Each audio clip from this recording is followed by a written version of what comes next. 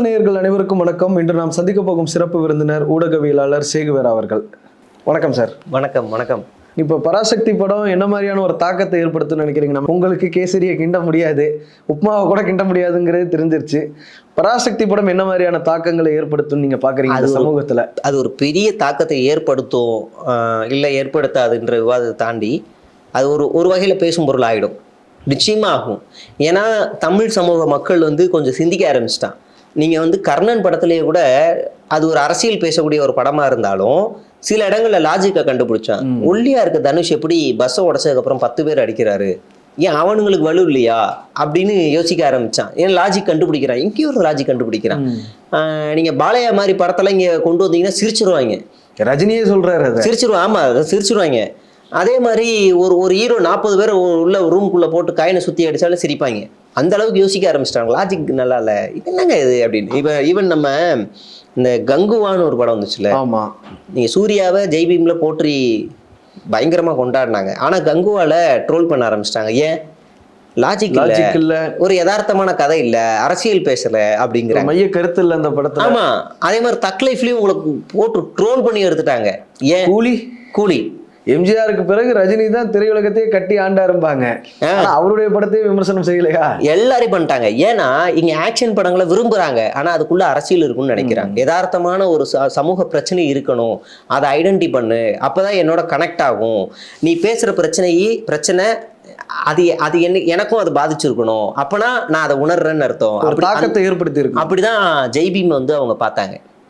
ஜெய்பீமை பார்க்குறாங்க. அப்புறம் நீங்கள் நிறைய படங்கள் அப்படி தொடர்ச்சியாக நம்ம கோடிட்டு சொல்ல முடியும். கடைசியாக அவங்களுக்கு ரிலீஸ் ஆன அந்த வாழை படமாகட்டும், அப்புறம் மாரி செல்வராஜோட பைசன் ஆகட்டும், எல்லாமே உங்களுக்கு நிறைய வசனங்கள் ரொம்ப பேசும் பொருளாச்சு. நான் ஏன் இங்கே கத்தி எடுத்தங்கிறதே நிறைய பேருக்கு தெரியல அப்படின்ற வசனம்லாம் இருக்குல்ல. இதுதான் வேணும். பைசன் படத்தில் வன்முறைகள் இல்லையானா இருக்கு. ஆனா அது பெருசா பேசப்பட்டுச்சு, அங்க வசனங்கள் பேசப்பட்டுச்சுன்னா வசனங்கள் தான் பேசப்பட்டுச்சு. அப்ப நீங்க இந்த படத்துக்கு வந்தா இங்கே வசனங்கள் தான் பேசப்படும். ஆக்ஷன் படத்தை ரசிக்க மாட்டான். நீங்கள் தமிழ்நாட்டில் மட்டும் இந்த படம் பெருசாக பேசப்படவே இல்லை. பிரபாஸோட படம் இப்போ ரிலீஸ் ஆயிருக்கு, பார்த்தீங்கன்னா உங்களுக்கே பேர் தெரில. 3 ஹீரோயினை வச்சு படம் ரிலீஸ் ஆயிருக்கு. இப்போ ரிலீஸ் ஆயிருக்கு. எல்லாரும் முதலையெல்லாம் தூக்கிட்டு தேட்டருக்குள்ள ஓடி இருக்கானுங்க. அந்த படத்தை நீங்கள் இப்போ இங்கே கொண்டாடவே இல்லை. ஏன்? ஆக்ஷன் படத்தெல்லாம் இங்கே ரசிக்கிறதெல்லாம் போயிருச்சு. ஆமாம், உங்களுக்கு அரசியல் படங்கள்லாம் போயிருச்சு. நீங்கள் பிரபாஸோட எல்லா படமும் ஃபெயிலியர் தான். பாகுபலிக்கு அடுத்து எல்லா படமும் ஃப்ளாப்பு. நீங்கள் அப்படி அந்த மாதிரி பார்த்தீங்கன்னா எதுவுமே வேலைக்கு ஆகாது. நீங்கள் எவ்வளோ பெரிய டாப் ஸ்டாராக வேணா இருப்பா, எவ்வளோ பெரிய வேணா டாப் ஸ்டார், ஆனால் இங்கே நீங்கள் அரசியல் பேசணும். ஏன் அட்லியோட ஷாருக் கான் மூவி ஜவான் ஹிட் ஆச்சு? அது நிறைய அரசியலை பேசுச்சு, அரசியல்வாதிகள் பண்ற ஊழலை பத்தி. 2வது ஒன்றிய அரசு டைரக்டா அடிச்சாங்க. யூபியில நடந்த அந்த மருத்துவமனையில் நடந்த சம்பவம், கடன் பிரச்சனை எல்லாத்தையும் நேரடியா பேசிச்சு. அதனால அந்த படம் இங்க தமிழ்நாட்டுல சூப்பரா பேசும் பொருளாச்சு. அதுல நம்ப முடியாத நிறைய விஷயங்கள் இருந்தது, நிறைய ஸ்டண்ட் இருக்கும். ஆனா அது பேசிச்சு, ஏன்னா அதுல அரசியல் இருக்கு. இன்னொரு விஷயம் என்னன்னா, பராசக்தி படத்துக்கு இவ்வளவு நெருக்கடி கொடுக்குறாங்க. ஆனா காஷ்மீர் ஃபைல்ஸ்னு ஒரு படம் வந்தது, அது எவ்வளவு ஒரு கேரளா ஸ்டோரி. 2023 மணிப்பூர்ல ஒரு பெரிய பிரச்சனை நடக்குது 2 சமூகத்துக்கு இடையில. அப்படி இருந்தும் கூட பிரதமர் மோடி கர்நாடகா எலெக்ஷன்ல கேரளா ஃபைல்ஸுக்கு ப்ரமோஷன் கொடுத்துட்டு இருந்தாரு. பாஜக ஆளக்கூடிய மாநிலங்களுக்கு விடுமுறை கொடுத்து. ஆமா, நீங்க படத்தை பார்க்க சொன்னாங்க. நொந்தன் மலைன்னு ஒன்று எச்ராஜா நடிச்சார்ல ஒண்ணு. ஆமா, நொந்தன் மலை, கந்தன் மலையா ஏதோ ஒரு இளவு. அதுல அப்பட்டமா பேசி வச்சிருப்பாங்க, பொய்யா பேசி வச்சிருப்பாங்க. முதல் பாதியில தலித்துக்கள் மீதான வெறுப்புகளை கக்கியிருப்பாங்க. அது ஒரு துபாகூர் படம். நீங்க அந்த படத்தோட கதை கந்தன் மலை. அப்பனா என்ன அர்த்தம்? கந்தன் மலையை காப்பாத்துறதா அந்த கதையா இருக்கணும். படத்தோட எந்த இடத்துலயுமே கந்தன் மலையை காப்பாத்துற மாதிரி சீனே இல்லை. ஒரு 2 பேர் அறநிலைத்துறை அதிகாரிகளாக வருவாங்களாம். அவங்க ரேஷன் கார்டை காட்டுறாங்க, லோ பட்ஜெட்னால ரேஷன் கார்டை காட்டி நாங்கள் அறநிலைத்துறைன்னு காட்டுறாங்க. அப்புறம் அவங்களை உட்கார வச்சுட்டு எச்ராஜா அடிச்சு விரட்டுறாரு. ஆமா, ஒரு அரசு அதிகாரியை இப்படிதான் இவர் ட்ரீட் பண்ணுவார். அப்படி ஒரு அரசு அதிகாரிகளை பணி செய்ய விடாம தடுத்தாலே தூக்கி உள்ள போட்டுருவாங்க. ஆனா அந்த படம் ரிவ்யூ கோர்ட் இந்த வருஷத்துல கந்தன்மலை இந்துக்களுக்கே சொந்தம் அப்படின்னு சொன்னதா ஒரு பொய்யான தகவலை அந்த படத்துல சொல்றாங்க. இப்ப இந்த படத்துக்கெல்லாம் இவங்க சர்டிபிகேட் கொடுத்துட்டாங்க. மோகன்ஜியோட படத்துக்கெல்லாம் சர்டிபிகேட் கொடுத்துட்டாங்க. ஒரு குறிப்பிட்ட சமுதாயம் பண்ற காதலுக்கு பேரே நாடக காதல்னு. நீங்க சென்சார்ல இது இருக்கு. குறிப்பிட்ட சமூகமோ சாதியோ மதமோ அதை அவங்களை இழிவுபடுத்தக்கூடாது, இராணுவம் சார்ந்த இழிவுபடுத்தக்கூடாது, அப்புறம் பெண்களை இழிவுபடுத்தக்கூடாது, குழந்தைகளை, இந்த மாதிரி நிறைய கிரைட்டீரியா இருக்குது. இதில் முக்கியமான கிரைட்டீரியாவை ஜனநாயகம் மீறி இருக்குது. ஐஜி அலுவலகத்தை பாம்பு வச்சு தகர்க்கிற மாதிரி ஒன்று இருக்கு. அப்படி இருந்துச்சுன்னா கீழே இருக்கவனுக்கு என்ன தாக்கத்தை ஏற்படுத்தும்? போலீஸ் ஸ்டேஷன் எவன் வேணாலும் அடிக்கலாம், அப்படி வரும். ராணுவ ரகசிய குறியீடு அந்த படத்துல காட்டப்படுது, அதை எடுங்கன்ட்டாங்க. இது எடுத்துட்டு விட வேண்டியதானப்பா. இல்லைன்னா உன்னோட அரசியல் டைலாக் அவங்க எடுக்க சொல்றாங்கன்னு ஓப்பனா வெளியிடு. விஜய் நினைச்சா வெளியிடலாம்ல. இங்க பாருங்க, இந்த இடத்துல நான் இப்படி ஒரு அரசியல் பேசியிருக்கேன், புரட்சிகரமான அரசியல் பேசியிருக்கேன், அந்த வசனத்தை நீக்க சொல்றாங்கன்னு ஒரு ஒண்ணு இல்ல, அப்படி ஒரு லைட்டா கொள்கை எதிரிகள் எங்களை பழிவாங்கறாங்கன்னு சொல்ல வேண்டியதானே. இல்லைன்னா எடுத்த பிக்க எடுத்துட்டு நீ அதை ஸ்னீக் பிக்கா போட்டு விடு தானே. போட மாட்டாங்க. ஏன்னா அவங்க அதுதான் மெயின். ஆக்ஷன் தான் மெயின். ஆக்ஷன் ஹீரோக்கு ஆக்ஷன் தான் மெயின். இந்த படத்துல நாங்க சொல்ல வேண்டிய கருத்து 70% 80% போனா கூட போதும், அதுக்கு நாங்கள் ரெடி அப்படின்னு இவங்க சாக்ரிஃபைஸ் பண்ண ரெடியாக இருக்காங்க.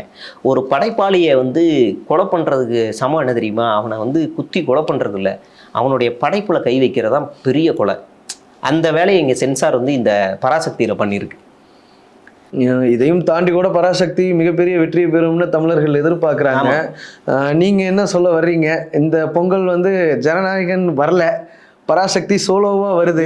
நான் என்ன சொன்னால், 2 படமும் ரிலீஸ் ஆனாலும் சந்தோஷம்தான். நான் 2 படம் ரிலீஸ் ஆயிடுச்சுன்னா யாராக இருந்தாலும் சரி, தமிழ்நாட்டு மக்களுக்கு இந்த பிரச்சனைகள்லாம், அரசியல்லாம், மொபைல் ஃபோன் யூஸ் பண்ணாதவங்களுக்குலாம் இதெல்லாம் தெரியாது. யூஸ் பண்ணுறவங்களாகவுமே இருக்கட்டும், பொங்கலுக்கு ஜெகநாயகன் போவாங்க. நான் எல்லா சேனலையும் சொல்கிறதான், பொங்கலுக்கு ஜெகநாயகன் போவாங்க, கொண்டாடுவாங்க, ரசிப்பாங்க. ஒரு நாள் கூத்தா. ஆமாம். அடுத்த நாள் பராசக்தி போவாங்க. அடுத்த நாள் எந்த படம் ரிலீஸ் ஆகுதோ அது போவாங்க. ரிலீஸ் ஆகலைன்னா பீச்சுக்கு போவாங்க, பார்க்குக்கு போவாங்க, ஏதோ ஒரு இடத்துக்கு போய் அவங்களுடைய குடும்பத்தோட நேரத்தை செலவழிப்பாங்க. இது யதார்த்தம். இது எல்லா பொங்கலுக்கும் நடக்குது. என் படம் வந்தால் வேற எந்த படமும் வரக்கூடாது அப்படிங்கிறது அநியாயத்தனம். அப்படி பார்த்தா சொன்னவர் ரஜினி இருக்கும்போது அவர் கூட போட்டி போடலையா? விஜயகாந்த் இருக்கும்போது தன்னை வளர்த்து விட்ட விஜயகாந்துக்கு எதிராக அவர் படத்தை ரிலீஸ் பண்ணாம இருந்தார். அஜித் கூட ரிலீஸ் பண்ணலையா? அஜித் கூட 2 படம் ரிலீஸ் பண்ணலையா? நீங்க சினிமாவா பாருங்க. நம்ம திரும்ப நாம அவைகளுக்கு சொல்ல வேண்டியதா இருக்கு. எந்த படம் ரிலீஸ் ஆனாலும் சரி, எத்தனை படம் ரிலீஸ் ஆனாலும் சரி, பொங்கலுக்கு நீங்க இந்த படம் பார்த்துட்டா அடுத்த நாள் இன்னொரு படம் போக போறோம், அவ்வளவுதான். எப்பவுமே பொங்கலுக்கு கார்த்தி ஒரு படம் கொடுத்துருவாரு. இந்த வாட்டி வாத்தியார் படம் ஏதோ சிக்கல், பண பிரச்சனைகள்ல மாட்டிக்கிச்சு. அப்ப அந்த படம் ரிலீஸ் ஆகல, அதுவும் ரிலீஸ் ஆச்சுன்னா அதை 3ஆவது நாள் போய் பார்ப்பான். அவ்வளவுதான், சிம்பிள். நீ எந்த படம் ரிலீஸ் ஆனாலும் போய் பார்ப்பான். 2014 நீங்க ஜில்லா விசஸ் வீரம்னு ஒரு படம், 2 படத்தையும் தான் எல்லாரும் பார்த்தாங்க. துணி விசஸ் வாரிசு வந்துச்சு, போய் பார்த்தாங்க. எல்லாமே பார்ப்பாங்க சார். நீங்கள் எந்த படம் எந்த டேட்டில் ரிலீஸ் ஆனாலும் 2 நாள் ஒரே நாளில் 3 படம் ரிலீஸ் ஆனாலும் போய் பார்ப்பாங்க. டீசல் அந்த தீபாவளிக்கு 3 படம் ரிலீஸ் ஆச்சு.